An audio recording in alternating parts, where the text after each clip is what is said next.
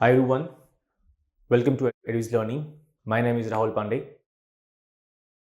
Hope you remember कि हम last time हमने रेडॉक्स रिएक्शन चैप्टर स्टार्ट किया था एंड उसमें जो हमारा पार्ट था जो हमने लास्ट टाइम कहीं पे ये कवर अप कर लिया था that was oxidising agent and reducing agent and there most importantly definition, क्योंकि डेफिनेशन सबसे इंपॉर्टेंट पार्ट है और ये आप कनेक्ट करोगे एवरी एग्जाम्पल में।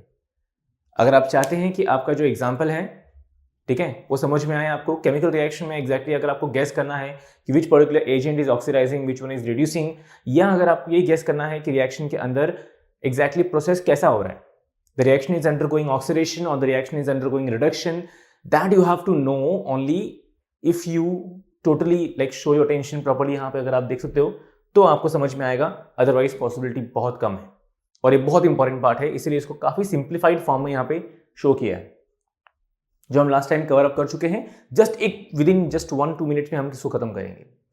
सो ऑक्सीडाइजिंग एजेंट क्या कहा था हमने? Oxidising agent is just like a corrupt politician जो कहीं ना कहीं पे ऑक्सीडाइज करेगा दूसरों को, वो दूसरों को बोलेगा कि इलेक्ट्रॉन लूज करो एंड दूसरों को बोलेगा दैट यू अंडरगो ऑक्सीडेशन, और खुद क्या होगा? उल्टा काम करेगा। Itself will get reduced, itself gain electron and itself undergoes reduction. ठीक है, वहीं पे जो हमारा रिड्यूसिंग एजेंट है वो एक सोशल वर्कर की तरह काम कर रहा है, जो सामने वाले को बोलेगा that you get reduced and you gain the electron, okay, and you undergo reduction. वहीं पे उल्टा वो ऑक्सीडाइज होगा, इलेक्ट्रॉन लूज करेगा एंड ऑक्सीडेशन में जाएगा। फाइन, तो ये जो कंसेप्ट है ये बहुत इंपॉर्टेंट कंसेप्ट है और इसके आगे जो हमने एग्जांपल हमें देखना है वो एग्जांपल सबसे इंपॉर्टेंट है, क्योंकि जैसे मैंने लास्ट टाइम कहा था कि सारे एग्जांपल जो हैं ये आपके केमिकल रिएक्शंस में हैं, जो यूज करते हैं हम लोग वो हैं। तो जैसे जैसे आप स्टेप बाय स्टेप कहीं ना कहीं पे कंटेंट को आप पढ़ना स्टार्ट करोगे आपको समझ में आएगा वहां पे कि किस तरह से ये सारे एग्जांपल्स जो हैं आपको रिएक्शंस के एरो पे मिलने वाले हैं और इनका नेचर क्या है, फंक्शन क्या है, कैसे क्या है, वो मालूम होना बहुत जरूरी है। और मैंने कहा था आपको कि जो हमारे ये H2O2 है और O3, this H2O2 and O3, they behave as both and why is that so? because ये डिपेंड करता है कि सामने वाले का नेचर कैसा रहेगा, उसके हिसाब से ये अपना जो नेचर है, कैरेक्टर है, वो डिपेंड चेंज करते रहते हैं। Oxidising agent, reducing agent, alright. और ये सारे जो दोनों एजेंट्स यहाँ पे शो किए गए हैं, oxidising agent will help the other to undergo oxidation whereas reducing agent will help the other to undergo reduction. ठीक है, और ये एग्जांपल था हमारे पास जो हमने शो किया था कि किस तरह से अगर आपके पास कोई केमिकल रिएक्शन दिया गया है तो उस केमिकल रिएक्शन में कैसे आप रिकॉग्नाइज करोगे, कैसे आप फाइंड करोगे कि ये जो एजेंट है, ये जो रिएक्टेंट है, that reactant is oxidising and the other reactant is reducing. ये समझ में कैसे आएगा? इसलिए नीचे जो दो सेंटेंस, दो पॉइंट्स दिए हैं, that is in a chemical reaction an atom और a molecule will have a charge और ऑक्सीडेशन स्टेट और ऑक्सीडेशन नंबर 0। मतलब किसी भी केमिकल रिएक्शन में जो आपका एटम है या फिर मॉलिक्यूल है उसका जो चार्ज रहेगा वो रहेगा 0, क्योंकि वो स्टेबल स्टेट में है, न्यूट्रल स्टेट में है। समझ में आ रहा है? ओके, नेक्स्ट है in chemical reaction if an atoms और आयंस और मॉलिक्यूल्स चार्ज, या कोई भी बोलो, कोई एक कंसिडर करो, charge increases from reactant to product. अगर जो चार्ज है केमिकल रिएक्शन में, एक एटम या फिर आयन या मॉलिक्यूल का जो चार्ज है, अगर रिएक्टेंट टू प्रोडक्ट इंक्रीज होता है, that means that particular atom, ion और molecule is undergoing what? Is undergoing oxidation. वहीं पे अगर वो जो चार्ज मॉलिक्यूल है, उस एटम, मॉलिक्यूल और या आयन का जो चार्ज है, अगर वो डिक्रीज हुआ reactant to product, that means it is undergoing reduction. और इसके लिए यहां पे एग्जांपल हमारे पास सिंपल है, जो जिंक यहां पे दिया है, यू कैन सी जिंक जो है उसका चार्ज क्या है यहाँ पे? 0, वेरस यहां पे जिंक का चार्ज क्या है? +2। मींस ये क्या शो हो रहा है यहाँ पे एग्जैक्टली? यहां पे ये सिंपल फॉर्म में ये शो हो रहा है कि जो आपका जिंक है वो फिलहाल यहां पे न्यूट्रल है और जो ये जिंक है ये आयोनिक कंडीशन में है। क्लियर हुआ? तो अगर ये 0 रहेगा और 0 to +2, reason 0 to +2, which means first point यहां पे क्या है? चार्ज जो है वो क्या हो रहा है? इंक्रीज हो रहा है, that means zinc is undergoing oxidation. So we can say zinc is undergoing oxidation. Okay? Whereas वहीं पे जो हाइड्रोजन हमारा है, हाइड्रोजन यहां से जाके यहां पे क्या हो रहा है, वो डिक्रीज हो रहा है, क्योंकि यहां पे चार्ज क्या है, +1 और यहां पे क्या है, 0. तो आप जब ग्राफ प्लॉट करते हो तो ग्राफ क्या होता है, सेंटर में 0 होता है, फिर राइट की तरफ पॉजिटिव, लेफ्ट की तरफ नेगेटिव. क्लियर? सो +1 से 0 हुआ, दैट मींस यहां पे क्या होता है, रिडक्शन. क्लियर हुआ? Okay. Same thing goes with the other example. In this example you can see जो हमारा H2SO4 है, हम लोग बोल रहे हैं कि जो हमारा H2SO4 है उसमें जो हमारा सल्फर है, sulphur is the main central atom.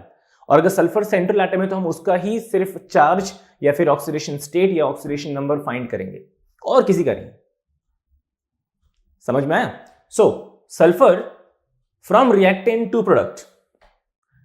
Reactant में सल्फर का चार्ज क्या है, +6. प्रोडक्ट में सल्फर का चार्ज क्या है हमारा, +4. विच मीन्स कि जो हमारा ऑक्सीडेशन स्टेट है या फिर जो चार्ज है वो हो गया है decrease. Means it is undergoing reduction. So यहां पे बोल सकते हैं हम लोग they are undergoing reduction. Clear हुआ? वहीं पे जो हमारा ब्रोमीन है, HBr कंपाउंड जो है, जो ये ब्रोमीन है, ये यहां पे चार्ज इसका है -1 एंड यहां जो ब्रोमीन आपका प्रेजेंट है उसका चार्ज है 0. So which means bromine from left to right, reactant to product, it is undergoing what, oxidation. समझ में आया?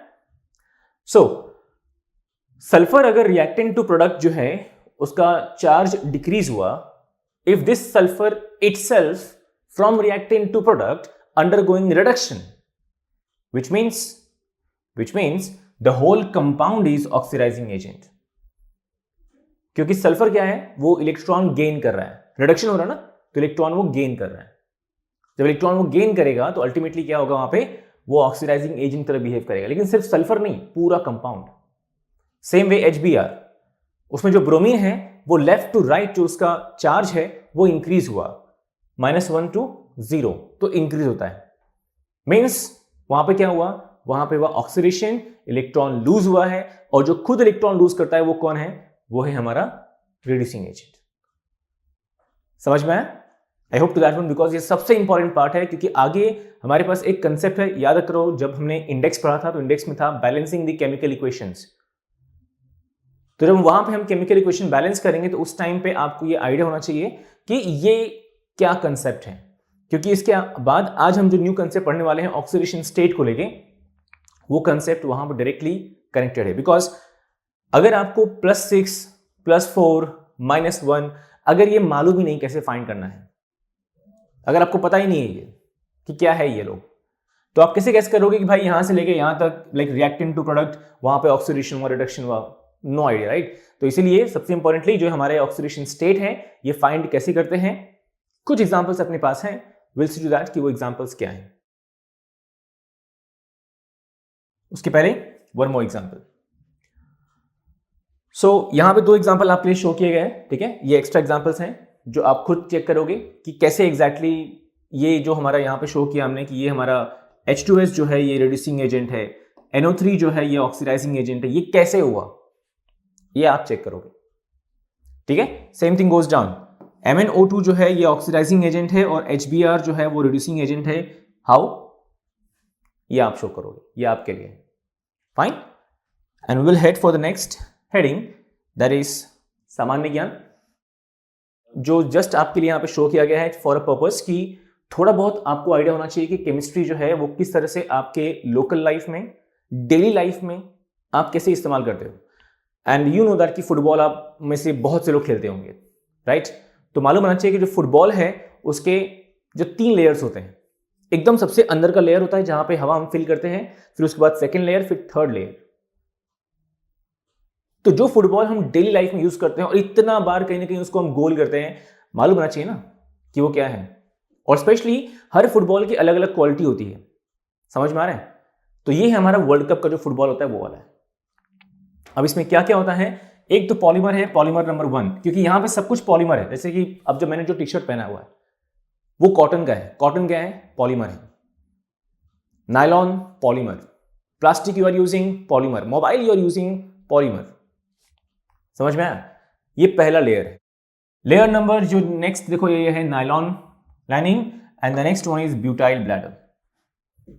अभी कंटेंट क्या है आप इसको स्टडी करो, ये आप ही के लिए है, इसको मैं एक्सप्लेन नहीं करूंगा बिकॉज काफी सिंपल फॉर्म में ऑलरेडी यहां पे है। So it's a slide which is having a samanya gyan, which is not so samanya, we can say that. Okay, and let's head for the main part. Valency and valence electron. Most of the people get confused between valency and valence electron क्योंकि शायद से 12th में जब आओगे या school time से आप में से कितने लोग को आइडिया है इसके बारे में पता नहीं। वैलेंसी क्या होता है? Valency of an element or atom is the number of bonds it is able to form around it. That means in short combining capacity of an element. एक element या atom जो है सामने वाले दूसरे atom के साथ वो कितने bonds form कर सकता है, समझ में आया? ये combining capacity। लेकिन valence electron क्या है? Valence electron is the number of electrons to the outermost orbit। यहां पे देखो, valence electron are the electrons that take part in chemical bond formation। मैंने क्या बोला? वैलेंस इलेक्ट्रॉन क्या है? The number of electrons in the outermost orbit. तो जो इलेक्ट्रॉन्स आउटरमोस्ट ऑर्बिट में होते हैं वही इलेक्ट्रॉन्स आगे जाके बॉन्ड फॉर्मेशन के लिए आप यूज करते हो। समझ में आ रहा है? जो इलेक्ट्रॉन्स आउटरमोस्ट ऑर्बिट में होंगे वही इलेक्ट्रॉन्स आप क्या करोगे? यूज करोगे बॉन्ड फॉर्मेशन के लिए। और वहां पे क्या रहेगा? वहां पे वो जो आउटरमोस्ट ऑर्बिट के इलेक्ट्रॉन्स हैं वो इलेक्ट्रॉन लूज होंगे, या फिर वो आउटरमोस्ट ऑर्बिट इलेक्ट्रॉन गेन करेगा, या फिर वो शेयर करेगा। समझ में आया? Okay, and the rest is very simple point in that. ये आपके सिलेबस में नहीं है बट मैं मुझे शो करना पर्पसली था क्योंकि सबसे इंपॉर्टेंट जो हमारा फर्स्ट डेफिनेशन है वो जरूरी है। ठीक है, first thing valency means the number of bond it is going to form, मतलब the combining capacity of an element. Number 2 is valence electron. क्या होता है? Valence electron means outermost orbit में जितने इलेक्ट्रॉन्स प्रेजेंट हैं आउटरमोस्ट ऑर्बिट में वो electrons जो बॉन्ड फॉर्मेशन के लिए यूज होता है, चाहे तो वो इलेक्ट्रॉन लूज करके बॉन्ड फॉर्म करेगा या फिर गेन या फिर शेयरिंग करके, एनीवेज बट उसको बॉन्ड फॉर्म करना है। मेन पॉइंट ये।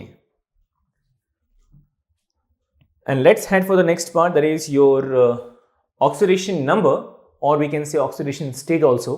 ठीक है, मोस्ट टाइम पे क्या होता है कि ऑक्सीडेशन स्टेट, ऑक्सीडेशन नंबर, मैंने आपको लास्ट सेशन में भी कहा था कि ऑक्सीडेशन नंबर या ऑक्सीडेशन स्टेट जो होता है उसमें एक बहुत फाइन सा डिफरेंस है, उतना स्ट्रॉन्ग लेवल पे डिफरेंस नहीं है। अब डिफरेंस क्या है? यूजुअली पीपल गेट सी कि oxidation number oxidation state same होता है, मतलब वो सच में कंसिडर करते हैं। आप किसी से पूछ लो, जो आपके जो सीनियर्स हैं जो 12th स्टैंडर्ड में हैं उनसे पूछना कि सर कि भैया या दीदी ऑक्सीडेशन नंबर ऑक्सीडेशन स्टेट क्या होता है, क्या दोनों सेम है या डिफरेंट है? सो दे विल से सेम है, almost they will say same है, क्योंकि एक्चुअली सेम है। लेकिन एक माइन्यूट सा डिफरेंस क्या है? डिफरेंस ये है कि ऑक्सीडेशन स्टेट जो है, ऑक्सीडेशन स्टेट किसकी बात कर रहा हूं मैं? इसकी। ठीक है, ऑक्सीडेशन स्टेट जो है ना वो कहीं ना कहीं पे एलिमेंट्स पे, एटम के ऊपर इजीली अप्लाई होता है, मतलब वो किसी भी नॉर्मल कंपाउंड पे अप्लाई होता है। लेकिन जो ऑक्सीडेशन नंबर है वो ऑक्सीडेशन नंबर स्पेसिफिकली सिर्फ जो हमारे कॉम्प्लेक्स कंपाउंड्स हैं या कोऑर्डिनेशन वाले कंपाउंड्स हैं।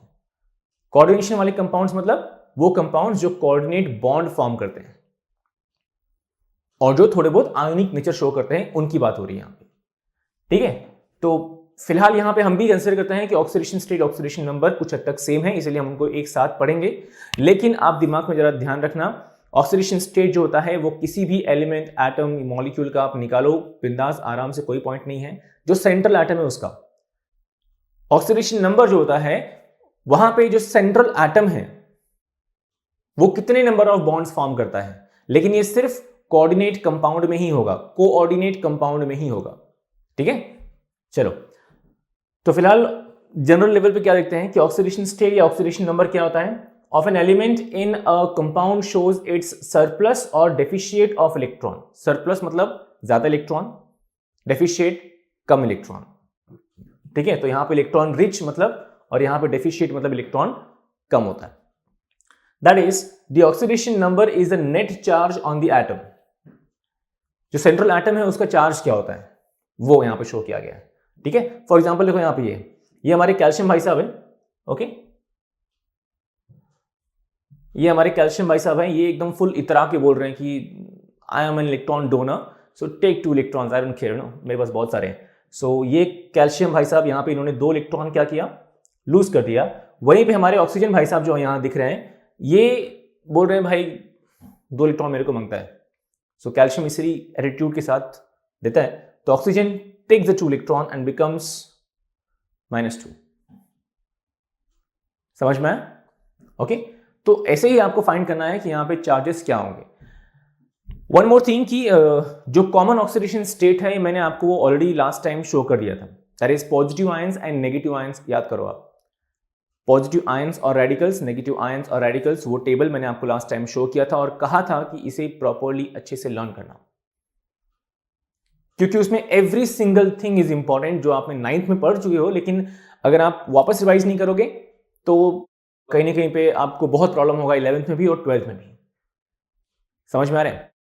और अगर हम कुछ पढ़ ही रहे हैं यार तो ठीक से पढ़ते हैं ना, एग्जाम गया बाजू में, लेकिन पढ़ ही रहे हैं तो ठीक से पढ़ते हैं कि नहीं, अदरवाइज क्या फायदा। चलिए, स्टॉक नोटेशन ऑक्सीडेशन स्टेट से कनेक्टेड है। स्टॉक नोटेशन, अब क्या होता है यूजुअली कि हम क्या करते हैं कि जो हमारा सेंट्रल एटम है उसका चार्ज जो होता है, लाइक आपने एग्जाम स्कूल में पढ़ा होगा कि जो आयरन है, iron Fe is having 2 charges, +2 भी है उसके पास और +3 भी है, correct. Same thing goes with copper, Cu is having charge +1 and +2, दोनों वहां पॉसिबिलिटी है। तो पॉइंट क्या है, कौन सा कंसिडर करोगे, समझ में कैसे आएगा। कोई कंपाउंड अगर मैंने आपको दे दिया तो उस कंपाउंड में एग्जैक्टली कौन सा, उस कॉपर का कौन सा ऑक्सीडेशन स्टेट है। तो जो हमारे अल्फ्रेड स्टॉक भाई साहब थे, ठीक है, इनका हमें फुल ऑन टोटल रिस्पेक्ट करना है।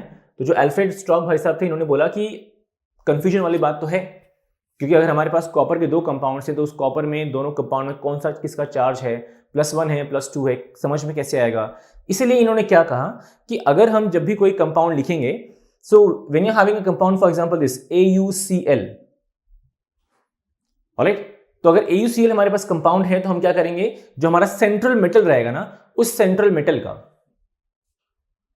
जो चार्ज रहेगा, जो ऑक्सीडेशन स्टेट रहेगा, वो भी हम ब्रैकेट में लिखेंगे। समझ में आ रहा है? जो चार्ज रहेगा वो भी क्या करेंगे, हम ब्रैकेट में शो करेंगे। तो here you can see AuCl3, यहां पे भी, यहां पे 3 दिख रहा है, Roman number 3। So here Au is having charge +1, that's why यहां पे रोमन नंबर 1 दिया है। हियर गोल्ड मतलब Au is having a charge +3, that's why यहां पे रोमन नंबर 3 शो किया है। Likewise Sn, that is tin, it is having charge +4, so यहाँ पे 4 है, then यहाँ पे same Sn is having a charge +2 and Mn is having a charge +4। so जो भी उसका ऑक्सीडेशन स्टेट रहेगा उसको आप क्या करोगे, रोमन नंबर में सिर्फ मेटल का, यहाँ पे सिर्फ मेटल का चार्ज शो करोगे, बिकॉज मेटल जो है वो सेंट्रल एटम है, मेटल जो है वो है सेंट्रल एटम, तो उसी का आप जो चार्ज रहेगा शो करोगे और किसी का नहीं। समझ में आया? बहुत से लोग उसको फॉलो करते हैं, स्टॉक नोटेशन काफी लोग फॉलो करते हैं, बट कुछ ऐसे भी लोग हैं जो फॉलो नहीं करते हैं। सो टोटली ये आप पे डिपेंड करता है कि आप क्या करते हो। समझ में आ रहा है? तो अगर आपको यहां पे बीच में चार्ज शो करना है रोमन नंबर का तो शो करो, अदरवाइज नहीं करोगे तो भी कोई प्रॉब्लम नहीं है। बट अगर एग्जाम में possibly they are asking you that like give me the molecular formula or give me the formula of the following compound as per stock notation, अगर स्पेसिफाई करता है देन आपको एक कंपलसरी यहां पे रोमन नंबर ब्रैकेट में show करना ही पड़ेगा, विदाउट दैट नॉट पॉसिबल। समझ में आ रहा है? ओके, तो मैं कंसिडर करता हूं कि ये आपको परफेक्टली समझ में आ गया है। चलिए आगे बढ़ते हैं। सबसे इंपॉर्टेंट पार्ट जो है that is assigning the oxidation state या oxidation number, will more specifically call on oxidation state. ठीक है, तो ये सबसे इंपॉर्टेंट पार्ट है जिसका डायरेक्ट टू डायरेक्ट कनेक्शन है आपके 12th से। यहां पे 11th में आपको ये जो ऑक्सीडेशन स्टेट वाला कंसेप्ट है, ये वाला जो कंसेप्ट यहां दिख रहा है आपके सामने, ये कंसेप्ट आपको मिलेगा इस चैप्टर में, रेडॉक्स रिएक्शन में। उसके बाद मिलेगा आपको S ब्लॉक मतलब group 1 and 2 element, then P block that is group 13, 14, 15 elements. Okay, या आप जहां पे जाते हो किसी भी जगह पे अगर कंपाउंड मिल गया ना आपको, और केमिस्ट्री एंड कंपाउंड्स साथ में होना पॉसिबल है, कहीं भी जाते हो आप कि अगर आपको कंपाउंड मिल गया तो उस कंपाउंड में जो सेंट्रल एटम रहेगा उसका ऑक्सीडेशन स्टेट आपको फाइंड करना ही पड़ेगा, और अगर नहीं एटलीस्ट तो मालूम होना चाहिए। और ये स्टार्ट करने के पहले मैं ये कंसिडर करता हूं कि आपको जो पॉजिटिव एंड नेगेटिव आयंस का जो टेबल है वो परफेक्टली आता है, ठीक है? क्योंकि मैंने स्टार्टिंग के सेशन में ही कहा था कि वो सबसे इंपॉर्टेंट है, उसको आप मिस नहीं कर सकते। नहीं आता है तो प्रैक्टिस करो, इसलिए मैंने आपको 30 एग्जांपल्स भी दिए थे प्रैक्टिस करने के लिए। तो मैं कंसिडर करता हूं कि जो 30 एग्जांपल्स हैं आपने सॉल्व किया होगा, क्योंकि सिंपल सा फंडा है यार। अगर आपको चाहिए कि मैं कार चलाऊं, ड्राइविंग ठीक से मुझे आए, कुछ बेसिक रूल्स मालूम होने ही चाहिए कार के बारे में या किसी भी चीज के बारे में। आप चाहते हो कि आपको धोनी वाला मारना है हेलीकॉप्टर शॉट, तो भाई प्रैक्टिस तो करना पड़ेगा ना। धोनी ने भी एक बार में नहीं किया था, समझ में आ रहा है? So think about it. क्योंकि अगर कुछ बेसिक जो मैंने आपको पॉइंट्स दिए हैं स्टार्टिंग में, अगर आप उन्हें साथ लेके चलते नहीं हो, आपको लगा कि लेक्चर में पढ़ा दिया होगी, fine, done done done, and then आप आगे मूव कर दिए। सो मूव ऑन करना हर बार अच्छा नहीं होता है। समझ रहे हो ना मेरी बात में क्या बोल रहा हूं? मूव ऑन करना हर बार अच्छा नहीं होता है, स्पेशली पढ़ाई में बिल्कुल नहीं भाई। कंपाउंड नंबर 1 जो हमारा है वो है KMnO4। Who is that? Potassium permanganate. और इसमें जो हमारा सेंटर में Mn है, ये Mn का हमें फाइंड करना है चार्ज, या कह सकते हैं हम लोग ऑक्सीडेशन स्टेट, ठीक है? अब ये कैसे फाइंड करेंगे? तो अगर हमें Mn का चार्ज नहीं मालूम कोई बात नहीं, लेकिन उसके साथ जो उसके जोड़ीदार हैं, जो उसके दोस्त मित्र लोग हैं, उनका चार्ज मालूम होना जरूरी है। पॉसिबल कैसे है? अगर आपको मालूम है आपका पॉजिटिव आयंस नेगेटिव आयंस का टेबल। समझ में आ रहा है? So potassium is having a charge +1। कैसे हुआ ये पॉसिबल? अगर आपको पता रहेगा तो यहां पे potassium is having a charge +1, इसका तो नहीं मालूम। यहां पे 4 ऑक्सीजन है, लेकिन चारों में से जो एक ऑक्सीजन रहेगा ना, वो है हमारा ऑक्साइड। मतलब यहां पे इन शॉर्ट जो ऑक्सीजन दिख रहा है वो है ऑक्साइड, और ऑक्साइड का चार्ज क्या होता है? ऑलवेज -2। फाइन। सो पोटेशियम +1, तो यहां हमने लिखा +1, then plus manganese, no idea, that's what is X, plus oxygen how many? 4, so यहां 4 शो किया, और सिंगल ऑक्सीजन का चार्ज क्या है? -2। सिंपल। इक्वल टू के बाहर क्या लिखा हमने? 0 लिखा। क्यों 0 लिखा? बिकॉज यहां पे कोई चार्ज नहीं है। यहां पे जो टू द पावर है ना, टू द पावर कोई चार्ज नहीं है। You can see in this example, यहां पे जो आपका कंपाउंड है इसमें टू द पावर यहां पे क्या है? -2 है, दिख रही है? इसीलिए मैंने इक्वल टू के बाहर यहां -2 लिखा है। समझ में आ रहा है? बहुत सिंपल फंडा है। तो क्लियर हुआ क्या हुआ? Example 1, potassium +1, manganese no idea, because इसीलिए उसको अंडरलाइन किया है। ऑक्सीजन, सिंगल ऑक्सीजन जो यहां पे है वो है ऑक्साइड। यहां जो ऑक्सीजन है वो है ऑक्साइड। ऑक्सीजन के भी 3 टाइप होते हैं, okay? So it is your oxide, okay, then you call it peroxide, and then you call it superoxide। ये तीनों बंदे आपको मिलने वाले हैं नेगेटिव आयंस के टेबल में। ऑक्साइड का जो फॉर्मूला है वो है O-2, peroxide formula is O2-2, O2 formula है, charge -2, superoxide formula is O2-1। समझ में आया? ओके, तो यहां जो हमारा फिलहाल ऑक्सीजन है वो कौन है? पहला वाला ऑक्साइड है। और यहां पे क्या है? पूरा आपने वैल्यू शो कर दिया, बाकी तो कैलकुलेशन है यार। मैथ्स, इतना तो मैथ्स स्ट्रांग होगा ना आपका, कि नहीं? कि सिंपल एडिशन, सब्सट्रैक्शन, मल्टीप्लिकेशन आता ही होगा। So 1 as it is, X as it is, 4 into -2 is -8, and -8 + 1 is -7, -7 वहां पे चला गया तो +7। In short, your manganese is having a charge +7। So simple, कि नहीं? ठीक है? Same way you can go for the next example, Cr2O7। Cr2O7 में हमारा जो क्रोमियम है, इसका हमें चार्ज फाइंड करना है। कुछ इसके बारे में आइडिया है? नहीं, बिल्कुल नहीं, ब्लैंक है। यहां जो हमारा ऑक्सीजन है वो कौन सा ऑक्सीजन है? अगेन पहला वाला। कौन सा पहला वाला? इट इज योर ऑक्साइड, मतलब ये है -2। क्लियर हुआ? रेस्ट वही कैलकुलेशन हमारा। So how many chromium is there? 2 chromium, ठीक है? So 2x plus oxygen, how many? 7 oxygen, so 7 लिखा हमने यहां पे। और ऑक्सीजन का चार्ज क्या यहां पे? -2, क्योंकि वो ऑक्साइड है। तो यहां पे 7 ब्रैकेट -2 इक्वल टू, ऊपर यहां पे टू द पावर चार्ज क्या है -2, दैट्स व्हाई हमने यहां पे शो किया -2. Rest is your maths, the basic maths. 2x as it is. Why 2x? Again I'm saying chromium, how many chromium we got? 2 chromium. And do we know the charge of chromium? No, that's why it is 2x. समझ में आया? Then 7 into -2 equal to -2 because it जो to the power में charge है वो. Fine. So 2x minus 14 क्योंकि 7 into -2 and equal to -2. -14 उधर गया तो क्या हो जाएगा? -2 plus 14 is +12. And then 2x से उसको आप x से डिवाइड करो, क्या आंसर आता लास्ट में? So chromium in this case is having a charge +6. Clear हुआ? तो बहुत सिंपल है. यहां जो मैग्नीज था उसका चार्ज था हमारा +7, यहां जो क्रोमियम उसका चार्ज है हमारा +6. Okay, example next you are having here H2SO4. That's a king of acid. Okay, and do you know why it is called king of acid?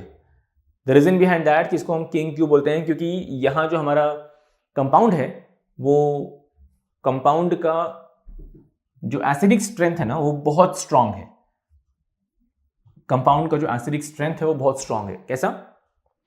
H2SO4 is called as a king of acid because the reason behind it is 96 to 98% pure.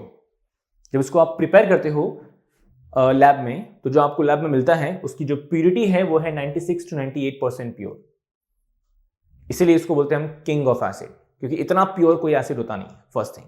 Okay, next जो हमारा यहां पे compound दिख रहा है आपको, यहां हमारे पास H2SO4 है. तो H2SO4 में हाइड्रोजन का चार्ज यहां पे क्या है मालूम है? यहां पे जो हाइड्रोजन है वो हाइड्रोजन आयन है. हाइड्रोजन के भी दो चार्ज हैं, एक है H+, दूसरा है H-. तो जो H+ है वो है हाइड्रोजन आयन और जो H- है वो है हाइड्राइड आयन. और यहां जो हाइड्रोजन है वो है प्लस. ठीक है, क्योंकि how can you find that one? Because अगर आपका हाइड्रोजन मेटल से बॉन्डिंग करेगा, if your hydrogen forms a bond with a metal, it is having a charge -1, मतलब वो हाइड्राइड होगा. But if your hydrogen is forming a bond with non-metal, then it will be having a charge +1, which means कि वो आपका होगा hydrogen ion. और यहां जो आपका सल्फर है वो सल्फर कौन है? It is your non-metal. तो यहां जो हाइड्रोजन रहेगा चार्ज करेगा उसका +1. ओके, और इधर जो सल्फर हमारा है उसका चार्ज मालूम है हमको? No idea. समझ में आया? उसके बाद ऑक्सीजन जो हमारे पास है उसका चार्ज मालूम है आपको? यस, -2. क्योंकि ये जो ऑक्सीजन है वो कौन है? अगेन ऑक्साइड है, जो अभी हमने पीछे वाले स्लाइड में किया था. Fine, rest is calculation. How many hydrogen? 2 hydrogen. So 2 bracket +1. समझ में आया क्या? यहां पे 2 हाइड्रोजन है और उसका चार्ज क्या है? +1 है. सो 2 ब्रैकेट +1 प्लस सल्फर का ऑक्सीडेशन स्टेट मालूम है? इल्ले. तो क्या करेंगे हम वहां पे? वो X है हमारा. Plus how many oxygen is there? 4 oxygen. So 4 bracket charge क्या उसका? -2. So 4 bracket -2 equal to 0 again. Why? Because यहां पे ऊपर टू द पावर कुछ भी नहीं है. समझ में आया? ऊपर यहां पे टू द पावर कुछ भी नहीं. That's the reason. Rest calculation. 2x 4 into -2 -8. -8 plus 2 क्या हो जाएगा? -6. उस तरफ गया +6. That means sulfur is having a charge +6. So simple. Okay. Next one, BrO3 minus. BrO3 minus. Bromine find करना है. So no idea. ऑक्सीजन यहां जो है अगेन कौन है? It's your oxide. So charge is -2. Okay, rest is calculation. Bromine, no idea, that's why it is X plus. How many oxygen is there? 3. So 3 oxygen bracket the charge of oxygen -2. Okay, and ऊपर to the power क्या है? -1. So यहां हमने क्या लिखा? -1. सो x -6 equal to -1. यहां वहां shift करो आपको लास्ट में मिलेगा आंसर ब्रोमीन +5. Very simple.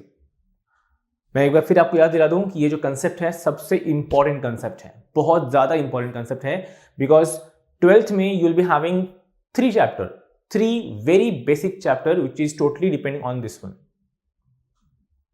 पहला है that is your P block element. 12th में भी आपको पी ब्लॉक एलिमेंट है जहां पे ग्रुप नंबर 16, 17, 18 मिलेगा. दूसरा है आपके पास that is your D and F block element, जिसको बोलते हैं हम लोग transition and inner transition element. और तीसरा है कोऑर्डिनेशन कंपाउंड, कोऑर्डिनेशन कंपाउंड. ये तीनों चैप्टर में आपको एक कंसेप्ट मिलने वाला है ऑक्सीडेशन स्टेट का, बिकॉज ऑक्सीडेशन स्टेट के बेसिस पे ही आप ये इजीली क्लेम कर सकते हो. वेरी इंपॉर्टेंट, हाँ, इसको if you want please note it down very importantly, कि इसको आप क्लेम कर सकते हो फॉलोइंग कंपाउंड को, कि वो जो फॉलोइंग कंपाउंड है वो कंपाउंड आपका ऑक्सीडाइजिंग एजेंट है या फिर रिड्यूसिंग एजेंट है. पहला पॉइंट, ऑक्सीडेशन स्टेट के हेल्प से you can claim the following compound is oxidizing agent और reducing agent. Number 2 which you can claim that is कि फॉलोइंग कंपाउंड जो है वो एसिडिक है या बेसिक है. The following compound is acidic और बेसिक, या फिर अगर आपको 3-4 कंपाउंड दे दिया तो उसका एसिडिक स्ट्रेंथ के हिसाब से उसको अरेंज कर सकते हो if you know the oxidation state, या बेसिक स्ट्रेंथ के अकॉर्डिंग उसको अरेंज कर सकते हो आप. समझ में आ रहा है? समझ में आ रहा ना? गुड. ठीक है. देन स्ट्रॉन्ग एसिड कौन सा है, वीक एसिड कौन सा है, अगर दो कंपाउंड दोनों में से कंपेयर करना पड़े, which one is strong acid, weak acid, which one is strong base, weak base, you can do that with the help of oxidation state. So again I am saying it's a very very very important heading. Clear हुआ? Alright, complete. चलिए let's move for the next slide. Next you go to calcium phosphate, Ca3PO4. ठीक है. तो calcium phosphate जो हमारे पास है उसमें एक सिंपल फंडा ये होता है कि आपका जो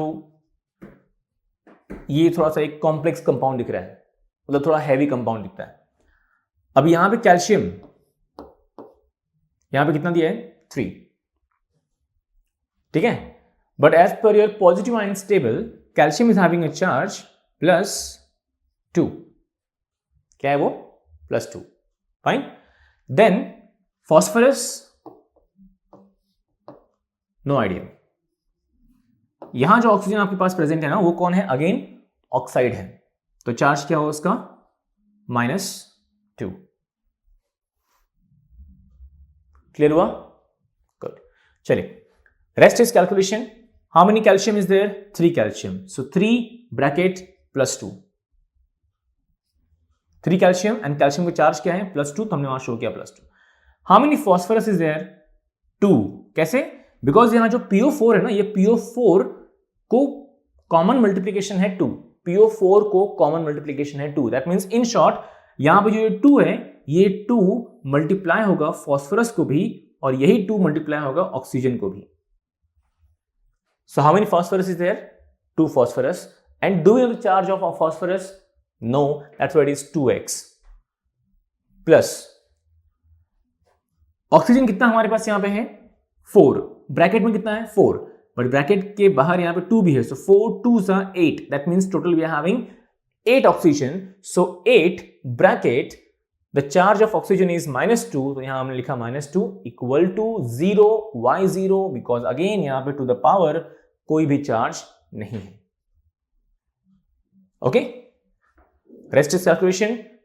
3 into 2 6, 2x as it is, 8 into 2 16, 6 minus 16 minus 10.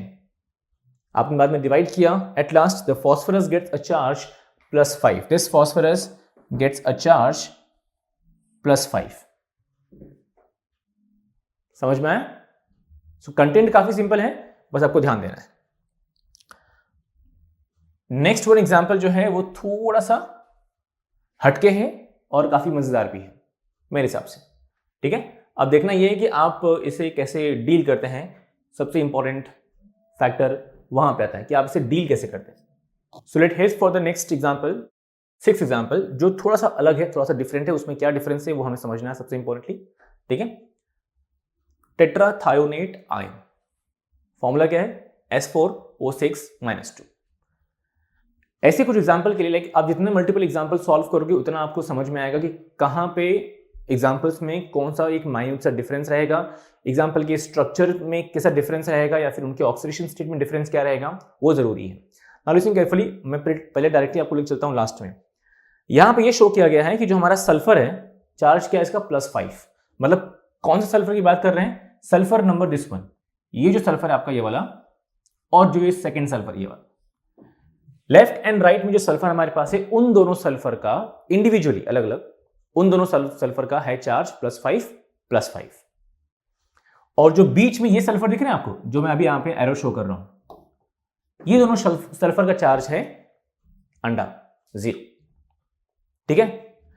अभी ये समझ में नहीं आता है, अगर डायरेक्टली सिर्फ इस कंपाउंड देखोगे ना, तो ये कंपाउंड को देखने के बाद ये क्लिक नहीं होता है कि क्या यहां पे सल्फर का चार्ज +5 है, कैसे, समझ में आया।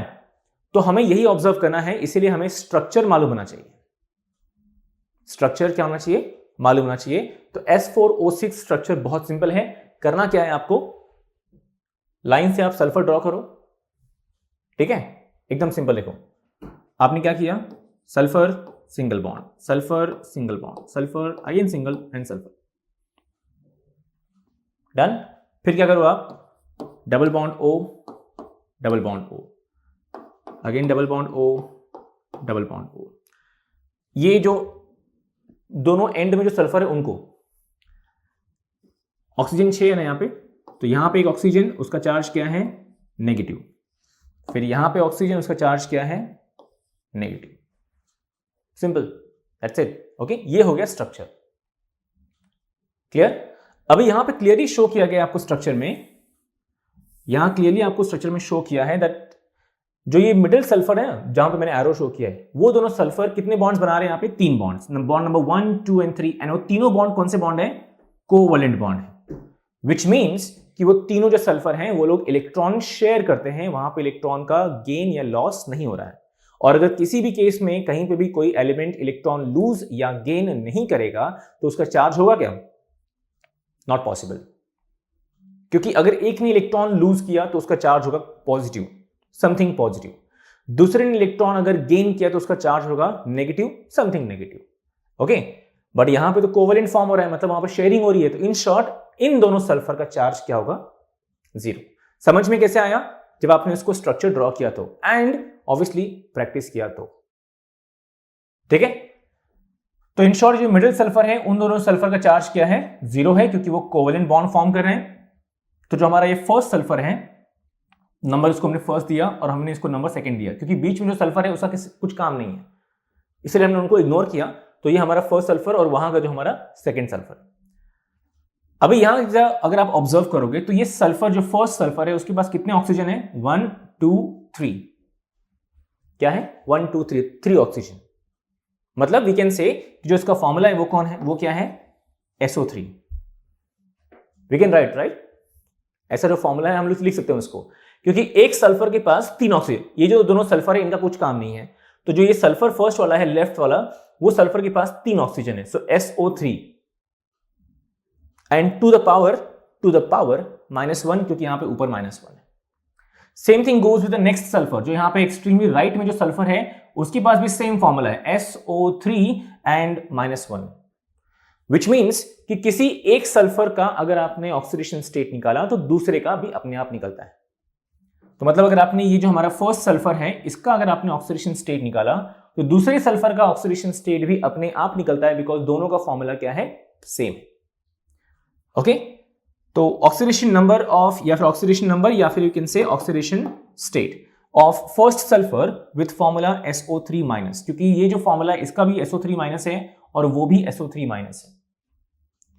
आपने क्या किया, यहां पे जो SO3- है, सल्फर का चार्ज मालूम है, नो, सो क्या किया आपने, X प्लस ऑक्सीजन जो हमारे पास है वो कौन सा ऑक्सीजन है, oxide, and how many, so 3 bracket -2 equal to यहां पे पावर पे चार्ज क्या है, to the power you have a charge -1 so equal to -1, rest is mathematics, x -6 equal to -1 and last में आंसर आता है +5। दैट मीन्स जो हमारा पहला सल्फर है ये वाला सल्फर लेफ्ट वाला और जो एक्सट्रीमली राइट वाला है, दोनों सल्फर का फॉर्मूला सेम है, तो उन दोनों सल्फर का जो चार्ज है वो भी सेम है, +5 +5। यह है स्ट्रक्चर वाइज। मान लो कि आपको बोला गया कि आप इसको जनरली फाइंड करो, जिस तरह से अभी तक हमने example number 1 two example number 5 जो टेक्निक से हमने सॉल्व किया है, जहां पे हमने स्ट्रक्चर पे ध्यान नहीं दिया।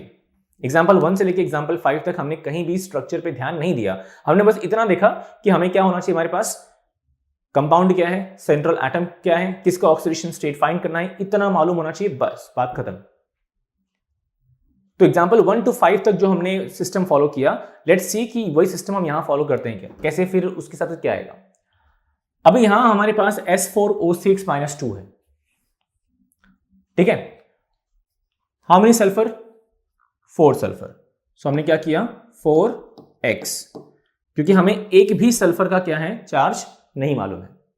ये हम वो टेक्निक से सॉल्व कर रहे हैं जो अब तक हम सॉल्व किए हैं, एग्जांपल नंबर 1 से लेके एग्जांपल नंबर 5 तक जो प्रोसेस फॉलो किया है वही प्रोसेस यहां भी कर रहे हैं, क्योंकि ये 6 एग्जांपल में हमने ये स्ट्रक्चर ड्रॉ करके थोड़ा सा प्रोसेस चेंज कर दिया, लेकिन जो पहला टेक्निक था उसके थ्रू अगर हम करें तो क्या होगा, how many sulphur 4, so 4x plus how many oxygen 6, यानी जो ऑक्सीजन है वो कौन है, ऑक्साइड है, इसलिए उसका चार्ज क्या होगा -2 इक्वल टू ऊपर टू द पावर क्या है -2, so in short 4x -12 equal to -2।